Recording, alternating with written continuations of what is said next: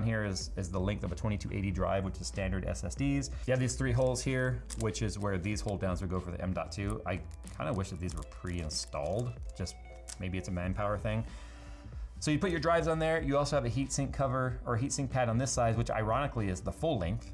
But anyway, you would have active cooling on both sides of your drive. So if you have a double stacked SSD, what I mean by that is cables. They are all 180 degree cables. So there's no 90 degrees on there, as you can see.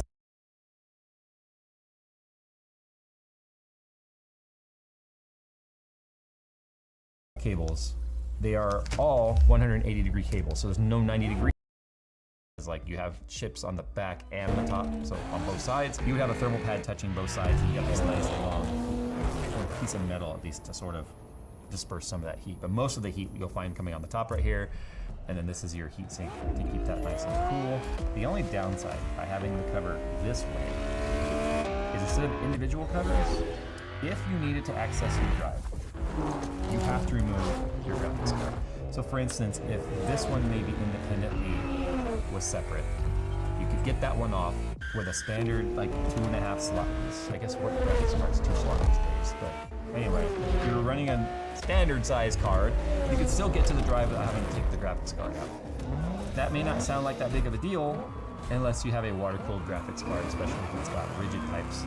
Then you are going through quite the hassle to access your drive. You have to drain your loop, take your card off, back to the Motorfest. Hope you don't drip it all over the place and make a mess just to get to your SSD.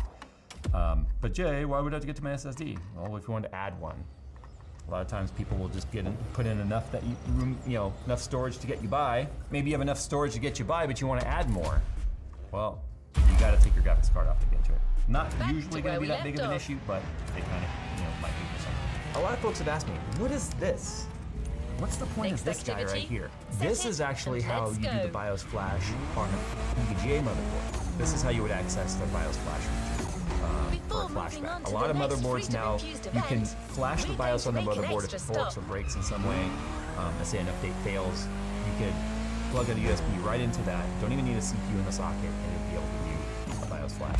So you need to kind of go through the manual to figure out how to do it on this particular motherboard. But you can see right here on the back, there's the BIOS update button, a clear CMOS button. So this is what you would use to actually activate the BIOS flash off of that. Here's our antennas right here. We've got a lot of SSDs, or super speed USBs, 1, 2, 3, 4, 5, 6, 7. So we got 7 of them. We've also got a USB-C, and we have a 2.5 gig and a 10 gig NIC built in here. But in terms of just connectivity, you kind of get all the basics that you're looking for here. One of the things that the Kingpin and the classified / dark motherboards are known for is having these individual dip switches, and this is for turning off PCIe lanes. Now, because we've got 1, 2, 3, 4, 5 there, and we only have a 16x slot there and a 16x slot there, and then you've got 3 NVMEs, those NVMEs are actually utilizing PCI Express lanes. So you can turn off the NVMEs by using those switches as well. That could potentially be a voltage thing if you needed it. I'm not entirely sure why, but regardless, you can turn them off. Back in the day, when I had like 3 graphics cards on my classified motherboards and such, I could turn those off individually if I just wanted to, like, hey, I just want to flip off that other card, not unplug the power or do any like pulling out the SLI bridge or whatever. I could just turn off the dip switches, and then the system would just ignore that card on the next boot, and I could go through and play games with single card if I wanted to just testing this out. It was actually really nice to have. But in terms of layouts, I wish more motherboard manufacturers did this. Do you see this right up here? We've got 1, 2, 3, 4 addressable RGB headers clumped together. So this makes cable management very nice and tidy if you have them all coming from the same area. Next to that, we have our, this is for AIO. It's designed as a pump header. Typically all that means is that it can handle more amps, because pumps tend to draw more amps than fans do. We've got our clear CMOS button right there. We also have a clear CMOS on the back, by the way. So that's just handy if you're doing bench testing. Clear CMOS. Dual Q code readout, which will give us both temperature readings and BIOS and post status as it's booting. Power reset. Like I said, we've already got our power all on one side, along with our USB-C right there, so you can have some of the tightest cable management possible on these boards. And then everything else, as you can see, is just right here at the bottom. 2 USB 2.0 headers right there, and then 2 more fan headers. This right here is a 6-pin supplemental power that you would find through PCI Express lanes. This was something that was needed in the older graphics cards that would utilize the full 75 watts from the PCI Express lane.